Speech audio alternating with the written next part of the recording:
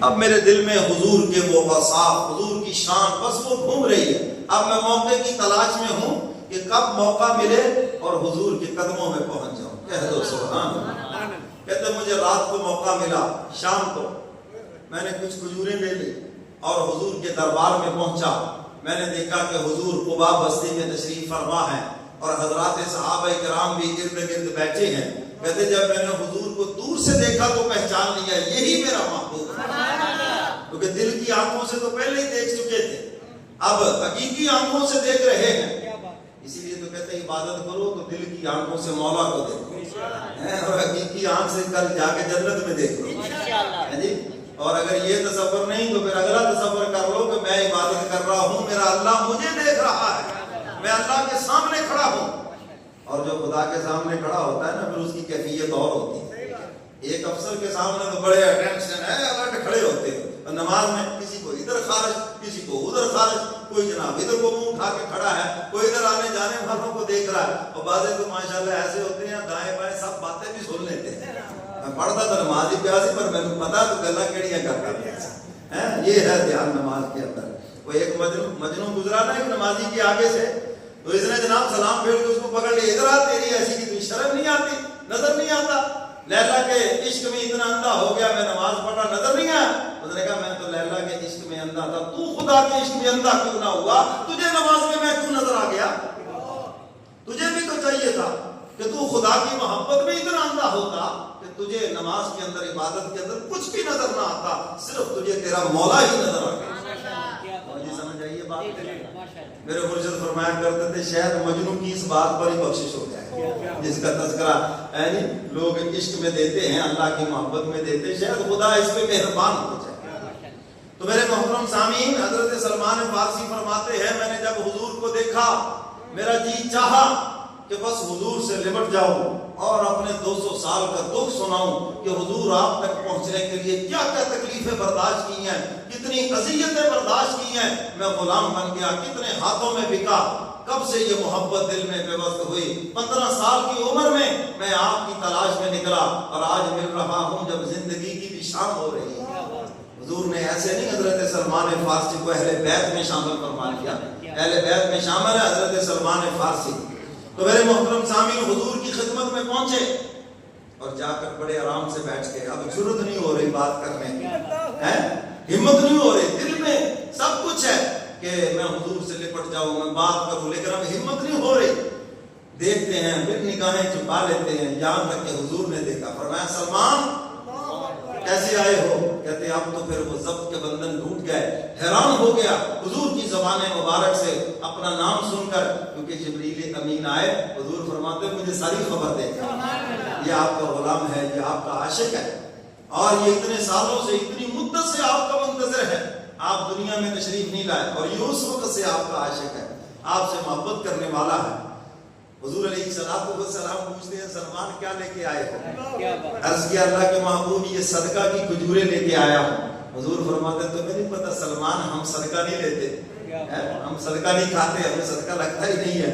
کہتے میں دل میں یقین کر گیا کہ ایک نشانی تو پوری ہو گئی جو 15 سال کی عمر میں حضور کی نشانی پڑی تھی کتاب کے اندر. کہتے پھر میں اگلے دن پھر مجھے موقع ملا تو اب میں کچھ کھجوریں ہدیہ لے کر گیا. کیا لے کر گیا؟ ہدیہ، گفٹ لے کر گیا. کہتے میں حضور کی خدمت میں پہنچا اور جا کے سلام عرض کیا اور حضور علیہ السلام سے عرض کیا اللہ کے محبوب میں آپ کے لیے یہ ہدیہ لے کے آیا ہوں، گفٹ لے کے آیا ہوں. حضور کے چہرے پہ مسکراہٹ آ گئی. حضور نے قبول فرمایا. فرمایا یہ بڑا بابرکت مال ہے، سب سے پاکیزہ اور بابرکت مال ہدیہ ہوا کرتا ہے، یاد رکھنا. حضور نے فرمایا کہ یہ بابرکت مال دسترخوان بچھاؤ اور اس کے اوپر بکیر دو، سارے آ کر اس میں سے کھاؤ. یہ حضور علیہ السلام نے خاص محبت کا اظہار فرمایا. سلمان فارسی فرماتے ہیں کھا تو حضور رہے تھے مگر دل میرا خوش ہو رہا. اصل مہمان نوازی بھی یہی ہے کہ مہمان کھائے ہو تو خوش ہو. بعض ایسے ہوتے مہمان کے آگے رکھ لیتے لے اور سارے رگڑ چلا کر ہم نے تو رکھا تھا کہ برکت پڑ جائے گا، یہ لگتا کچھ نہیں بچے گا. تو میرے محترم سامعین ایسا کھانا پھر اس کو لگتا بھی نہیں ہے. یاد رکھنا جب کسی کو کھلاؤ تو دل سے کھلاؤ، ورنہ رہنے دو پھر اللہ حافظ ہے ایسا کیا کھلا رہا ہوں. تو کہتے ہیں دوسری نشانی پوری ہو گئی، اب تیسری نشانی مشکل ہے، دو شانوں کے درمیان مہر نبوت۔ کہتے ہیں اب سوچتا ہوں کہ وہ کیسے دیکھوں، یہ تو ادب کے خلاف ہے کہ میں اٹھوں اور اٹھ کے کہوں یا رسول اللہ یہ ذرا قمیض پیچھے کرے جی، میں نے نشانی دیکھنی ہے جی، کیسے کروں؟ کہتے جی کئی دن گزر گئے، اب میں تلاش میں ہوں، حضور کے پاس آنا جانا ہے۔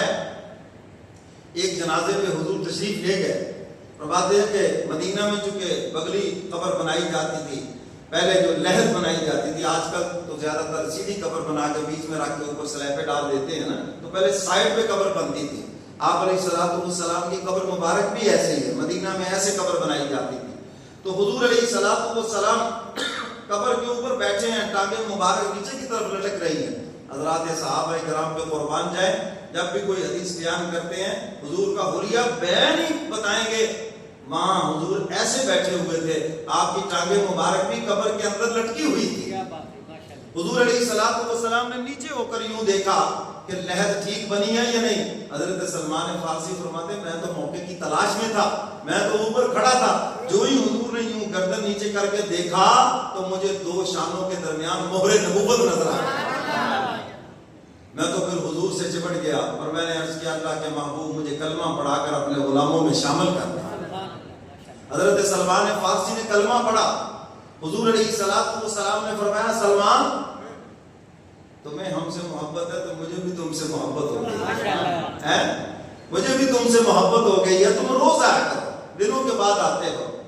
عرض کیا اللہ کے محبوب میرا تو جی چاہتا ہے کہ ایک لمحہ بھی آپ کے قدموں سے دور نہ ہوں، لیکن کیا کروں میں غلام ہوں اور میرا مالک ایک یہودی ہے، آپ کی شان میں گستاخیاں کرتا ہے اور مجھے وہ آپ کے پاس آنے بھی نہیں دیتا۔ حضور علیہ السلام نے فرمایا جاؤ جا کر اس یہودی سے بات کرو، اس سے پوچھو کتنے پیسے لے کے تمہیں آزاد کرنا چاہتا ہے، میں محمد وہ قیمت ادا کر کے تمہیں آزاد کروانا چاہتا ہوں صلی اللہ علیہ وسلم۔ حضور علیہ السلام کی کہتے جب میں نے یہ بات سنی اب تو پھر میں اتنا تیزی سے گیا اور میں نے جا کے اپنے آقا سے کہا، یہودی سے کہا مجھے آزاد کر دو اور بتاؤ کیا قیمت لینی ہے، کیا پیسے لینے ہیں تم نے؟ اس نے کہا پیسے کون دے گا، تیرے پاس تو ہے کچھ نہیں۔ انہوں نے کہا پیسے حضور دیں گے۔ اب چونکہ وہ بھی اس تلاش میں تھا کہ یہ سچے نبی ہیں یا نہیں، اس نے کہا اچھا حضور نے تمہاری قیمت دینی ہے، پھر ایسے کرو 4 کلو سونا، پتہ ہے کی قیمت ہے آج کل سونے کی، سمجھ ہو کہ نہیں؟ 4 کلو، 4 تولے نہیں، 4 کلو سونا چاہیے۔ اور جی اس نے کہا 300 کھجوروں کے درخت بھی لگے ہوں، میری جو فلاں بنجر زمین ہے اور درخت لگ جائے، جوان ہو جائے، اس کے اوپر پھل پک جائے، 2 شرطیں پوری ہوں گی تو سلمان تمہیں آزادی ملے گی۔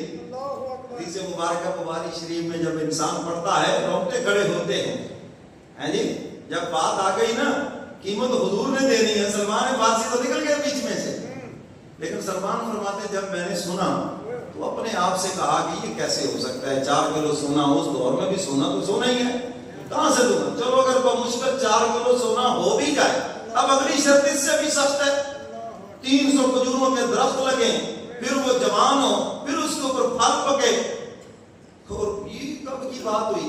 میری تو پہلے زندگی کی شام ہو رہی ہے، آخری وہ کیا کہتے ہیں بونس پہ چل رہا ہے سسٹم، تو یہ کب کہاں ہو؟ اس کا مطلب یہ ہے کہ سلمان تجھے آزادی نہیں مل سکتی، بہت مشکل ہے۔ اپنے آپ سے کہنے لگے سلمان تجھے آزادی نہیں مل سکتی۔ اور ادھر حضور علیہ السلام پوچھ رہے این سلمان، سلمان کہاں ہے، سلمان کیوں نہیں آیا، کہاں ہے سلمان؟ اگر تم سچے ہو اقرار محبت میں، اگر تم سچے ہو اقرار محبت میں، طلب کر لیے جاؤ گے دربار محبت میں۔ اگر تم حضور کے عشق میں سچے ہو نا پھر خود ہی طلب کر لیے جاؤ گے۔ ہم سچے ہیں محبت میں، حضور پوچھ رہے کہاں سلمان، این سلمان، میں سلمان کو نہیں دیکھ رہا، سلمان کدھر ہے؟ کچھ دنوں کے بعد پھر موقع ملا، آ گئے دربار رسالت میں، اور حضور علیہ السلام فرماتے سلمان کہاں ہو، اتنے دنوں کے بعد آئے؟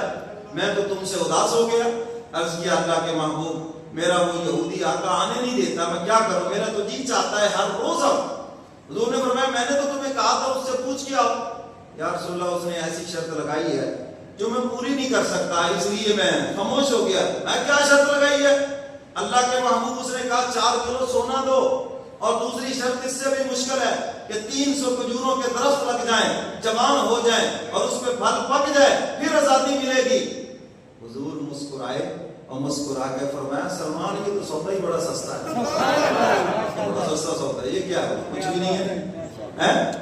یا رسول اللہ کہاں سے وہ 4 کلو سونا اور کہاں وہ کھجوروں کے درمیان، یہ تم نے دینا ہے، تمہیں کیا ٹینشن ہے اس کی؟ جاؤ جا کے اپنے اس یہودی آقا سے کہو 300 کھجوروں کی کلمے دے دے، جو جون سی کھجوریں چاہتا ہے، جو دنیا میں نایاب کھجور ہے، جاؤ دے دو اس کی کلمے۔ کل کو یہ نہ کہے میں نے تو فلانی کھجور کہی تھی، یہ فلاں نکلا ہے، جاؤ اس کو کہو کھجوروں کی کلمے دے۔ کھجوروں کی کلمے آ گئے۔ ادھر حضور علیہ السلام کے پاس ایک انڈے کے برابر سونا ہدیہ آیا۔ کیا آیا؟ سونا ہدیہ ایک انڈے کے برابر۔ اور حضور علیہ السلام نے فرمایا سلمان یہ انڈا لے لو اور اپنے آقا سے جا کے کہنا کہ ترازو لگائے، اور تم نے اس سے توڑ توڑ کے اندر پھینکنا، سارا نہیں پھینکنا، توڑ توڑ کے پھینکنا ہے، اور جب 4 کلو پورا ہو جائے نا جو باقی بچے وہ واپس لے آنا ہے۔ میرے اور آپ جیسا کوئی نالائق ہوتا یا رسول اللہ اتنی چٹاکتا ہے، یا رسول اللہ میرے ہاتھ تو لے دیں، میں تو دیکھ لیتا ہوں۔ ہم نالائق ہیں نا، نالائقوں والی باتیں کرتے ہیں، اور وہ عاشق ہے، ایمان والے پکے ایسے عاشق ہے، کوئی بات نہیں کہی کہ یا رسول اللہ یہ تو چھوٹا سا ہے، 4 کلو تو اتنا سارا ہوگا، تو یہ کیا حضور نے حکم دیا، فوراً دل میں یقین ہے جو حضور فرما رہے ہیں سچ وہی ہے۔ بے شک آنکھیں جھٹلائیں، بے شک عقل جھٹلائے، سب کچھ غلط ہو سکتا ہے، مگر جو حضور نے فرمایا وہ کبھی غلط نہیں ہو سکتا۔ آج کل بڑے لوگ کہتے ہیں حدیث مبارکہ سنتے ہیں جی حضور نے فرمایا ایسے کر لو بخشش ہو جائے گی، یہ کام کر لو، آیت الکرسی پڑھو نماز کے بعد بخشش ہو جائے گی۔ مجھے ایک دن ایک صاحب کہنا مولوی صاحب یہ حدیث پر یقین تو ہے لیکن دل میں آتا ہے اتنا بڑا پاپی، اتنا بڑا مجرم، اور یہ چھوٹے سے عمل سے بخشا جائے گا؟ میں نے کہا اللہ نہ عمل کی طرف دیکھیں گے نہ تیری طرف دیکھیں گے، اللہ دیکھیں گے جو میرے محبوب کی زبان سے نکلا ہے، میں نے اس کو غلط نہیں ہونے دینا، چاہے ساری دنیا کے گناہ گاروں کو کیوں نہ بخشنا پڑے۔ خدا کے لیے کیا مشکل ہے، اس نے محبوب کی زبان سے نکلا ہوا کبھی بھی غلط نہیں ہونے دیتا۔ 1400 سال پہلے حضور جو باتیں ارشاد فرما گئے آج ہم کھلی آنکھوں سے دیکھ رہے ہیں، ایسے لگ رہا ہے جیسے حضور آج فرما رہے جو چیزیں حضور نے بیان فرمائی۔ تو حضرت سلمان فارسی فرماتے میں کھجوروں کی کلمے لے آیا، حضور علیہ السلام نے سیدنا صدیق اکبر کو بلایا، سیدنا فاروق اعظم کو بلایا، وہ میرے ساتھ، فرمایا ایک لائن کے اندر کلمے لگ رہی ہیں اور ڈیوٹی لگاتے ہو، پیچھے پانی لگاتے آؤ۔ سیدنا فاروق اعظم فرماتے ہیں ایک میں نے بھی پکڑ کے لگا دی، میں نے کہا چلو ایک میں بھی لگاتا ہوں۔ فرماتے ہیں کہ جب لائن مکمل ہوئی میں نے دیکھا باقی درخت تو سارے اوپر جوان ہو گئے اور وہ نیچے کھڑا ہے، ابھی تک چھوٹا سا اوپر ہو کے کھڑا ہو گیا۔ حضور نے فرمایا یہ کس نے لگایا؟ یا رسول اللہ یہ میں نے لگایا۔ میں نکالا اس کو باہر، نکالا اور پھر اپنے ہاتھ مبارک سے حضور کی یہ جو شہادت والی انگلی اس سے پکڑا اور حضور نے وہاں پر لگا دیا۔ صحابہ فرماتے بس ادھر کلمے لگیں، پیچھے مڑ کے دیکھا درخت جوان کھڑے ہیں اور اس کے اوپر لکھا ہے حدیث مبارکہ میں تیسرے دن ایک میں اسی دن پھل لگ گیا اور بے موسمہ پھل پکا ہوا۔ حضرت سلمان فارسی گئے یہودی سے جا کے کہنے لگے لاؤ جی ترازو، لو سونا اور وہ تمہارے درخت بھی تیار ہیں۔ اس نے کہا سونا کہاں ہے؟ انہوں نے کہا یہ ہے، لگاؤ آپ ترازو لو۔ انہوں نے کہا یہ تو تھوڑا سا مجھے دیکھو۔ انہوں نے کہا اس کو چھوڑیں آپ، ترازو لگائیں آپ۔ ترازو لگا، وہ توڑ توڑ کے پھینک رہے ہیں، وہ کبھی ہاتھ کی طرف دیکھتا ہے کبھی ترازو کی طرف دیکھتا ہے، دیکھتے ہی دیکھتے ہاتھ میں وہ انڈا اسی طرح باقی ہے اور یہاں پر ترازو 4 کلو سے اوپر تجاوز کر گیا۔ کہنے لگا یہ جو تو بک بک کر رہا تھا نا یہ لو تھوڑا سا اور بھی لے لے اوپر۔ یہ نبی کی سنت ہے، جب بھی تول کر دو تو تھوڑا سا جھکتا تھوڑا سا زیادہ جھک، اور اللہ کے نبی فرماتے اس میں تمہارے مال میں تمہاری تجارت میں برکت پڑ جائے گی۔ اب اللہ کے نبی کہتے ہیں برکت پڑے گی اور عقل کہتی ہے نہیں تھوڑا ہو جائے گا۔ آپ اگر کلو سے تھوڑا سا زیادہ دیں گے تو آپ کا مال تھوڑا ہو جائے گا، یہ عقل کہتی ہے، اور اللہ کے نبی فرما رہے ہیں برکت پڑ جائے گی۔ عقل کی نہ مانو، اللہ کے نبی کی مانو۔ سمجھ گئے وہ بات کریں؟ اور ساتھ ہی کہا کہ 300 کھجوروں کے درخت جوان ہیں اور پھل بھی پکا ہوا ہے۔